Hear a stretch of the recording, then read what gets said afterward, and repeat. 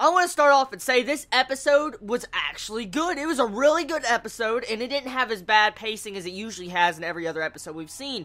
So this episode gets points right there. It really had good pacing, and it didn't feel like it was forced and rushed too bad, and it actually developed at a good, decent pace. Okay, so from what I could get from this first episode of this new arc, most likely this arc is going to be the final arc of Black Bullet.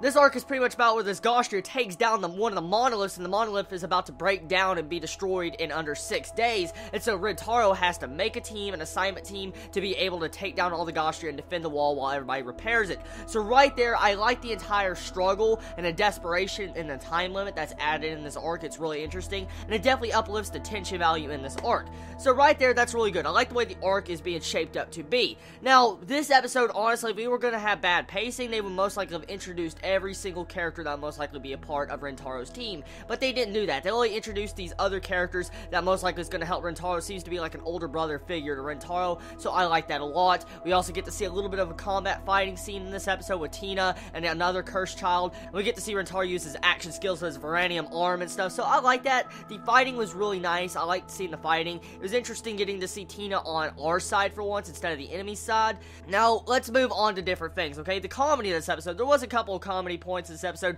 mainly towards right at the beginning when we get to see Tina going all into fan service Loli mode when she has her shirt falling down when she gets out of the blanket, and then all of a sudden you have Kisara looking at him like, you pervert and all that, I need to call the police.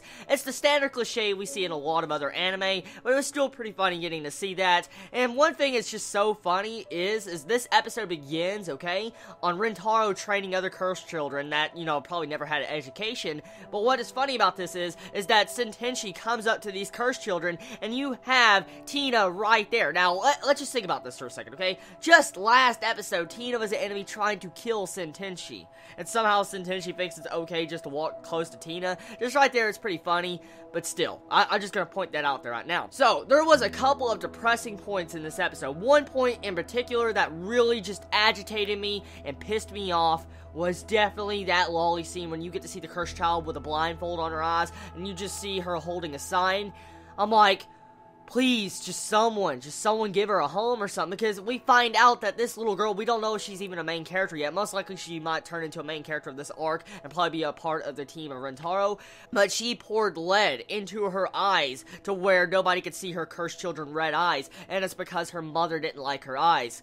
That's fucked up. That is really, really fucked up, okay? So a child has to deal with their mother hating them, okay? And because of the red eyes, so the child pours fucking lead into their eyes so they don't have to worry about their mother or anybody else seeing their eyes. And what's even more fucked up is those people, those bystanders, walk by when she has a little bowl, you know, usually when you would give money to someone, pretty much, they just throw a cap, like a cap on a soda, and I'm like, are you kidding me, you freaking dicks?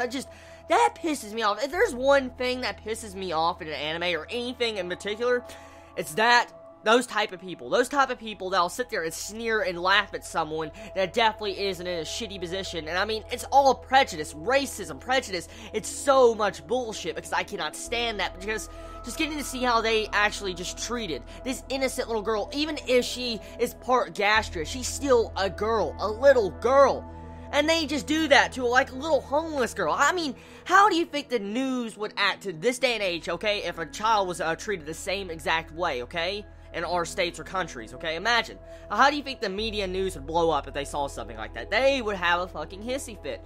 That is just wrong, evil, mean, just damn. Ugh. My god, hopefully they get that entire prejudice fixed by the time of the end of this Black Bullet series, because I do want to see that fixed, because the cursed children are just definitely getting shafted and backhanded, and they definitely deserve a lot more respect, because they're one of the main reasons why humanity has lasted this long. So anyways, everybody, this is going to be the end of my anime review of Black Bullet this week. Tell me your thoughts on this episode. Did you enjoy it? Did you hate it? What you feel about the pacing? What you feel about the entire cursed child with no eyes? What you feel about the entire scene of the Loli fan service? What you feel about Rintaro being the Lolicon master? Tell me your thoughts in the comments below. Love you all so much. Please be safe. Chibi out.